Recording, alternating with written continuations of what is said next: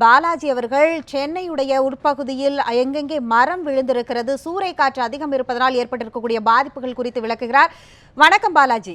பாலாஜி, நீங்க எந்த பகுதியில் நின்றுட்டு இருக்கீங்க? அங்க என்ன மாதிரியான நிலைமை இருக்கிறது? காற்றுடைய வேகம், சூறைக்காற்று எந்த அளவுக்கு இருக்கு அப்படின்னு சொல்லுங்க.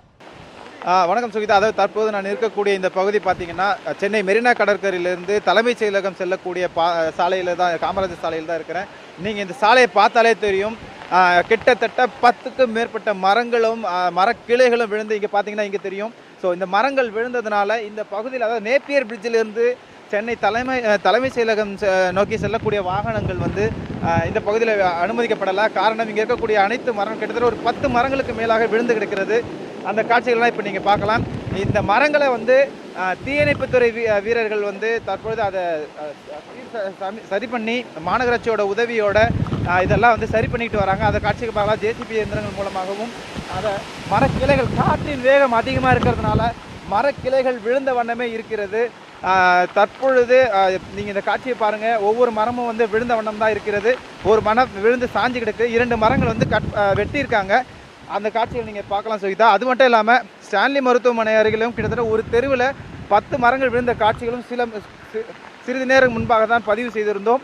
தற்பொழுது சென்னை மெரினா கடற்கரையிலிருந்து தலைமைச் செயலகம் செல்லக்கூடிய சாலை பொதுமக்களின் பயன்பாட்டுக்கு இல்லாமல் ஒரு வழி சாலையாக தலைமைச் செயலகத்திலிருந்து நீங்கள் மெரினா கடற்கரை செல்லக்கூடிய பகுதியில் தான் ஒரே பகுதியில் 2 வழிகளாக வாகனங்கள் சென்று கொண்டிருக்கின்றன சுகிதா.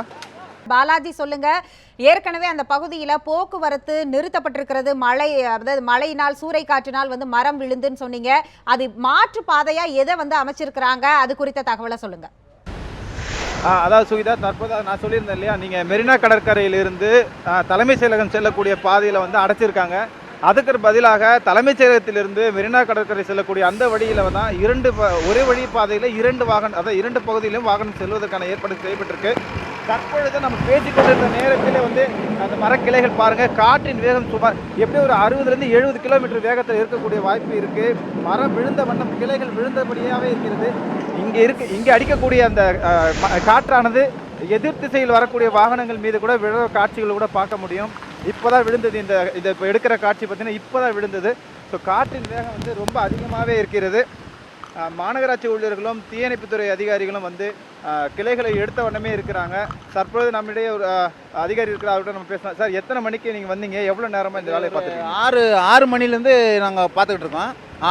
5 மணிக்கு வந்துட்டோம். 6 மணிலேருந்து பார்த்துட்டே இருக்கோம். அது உளுந்த வண்ணத்துலேயே இருக்குது.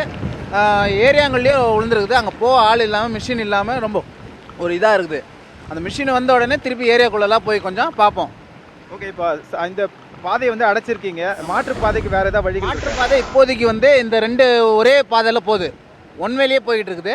அடுத்தது அந்த லைனில் விடணுன்னு இருக்குது. மரங்கள் எங்கெங்கே விழுவுதுன்னு சரியாக இன்னும் பார்க்க முடியாமல் இருக்குது. காற்று வண்ணமாகவே இருக்கிறதுனால அது கொஞ்சம் பார்த்து தான் சொல்ல முடியும்.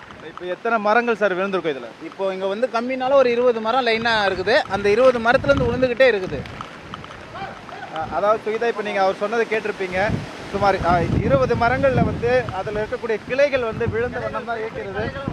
ஒவ்வொரு கிளைகளாக ஒரு சில மரங்களே கூட வேரோட சாய்ந்த காட்சிகளோட கூட பார்க்கலாம். நீங்கள் இங்கேருந்து நேப்பியர் பிரிட்ஜ், அதாவது கூவம் பிரிட்ஜை இங்கேருந்து உங்களால் பார்க்கவே முடியாது. முழுக்க காற்றின் அந்த வேகத்தினாலும் மழையின் வேகத்தினாலும் உங்களுக்கு அந்த பிரிட்ஜே மறைஞ்சிருக்கக்கூடிய காட்சியை நீங்கள் பார்க்கலாம். எதிர்க்க வரக்கூடிய வாகனங்கள் விளக்குகளை அனைத்து எரிந்த வண்ணம் தான் வரக்கூடிய காட்சிகளை நீங்கள் பார்க்க முடியும். எதிர்க்க வரக்கூடிய வாகனங்கள் ஒன்றின் பின் ஒன்று தெரியாத வண்ணம் இந்த மழையின் வேகம் இருக்கிறது, காற்றின் வேகம் இருக்கிறது. வரக்கூடிய வாகனங்கள் அனைத்துமே லைட்டை போட்டுக்கிட்டு தான் வந்துகிட்டு இருக்காங்க. அந்த காட்சிகள் தான் நீங்கள் இப்போ பார்த்துட்டு இருக்கீங்க சுகிதா.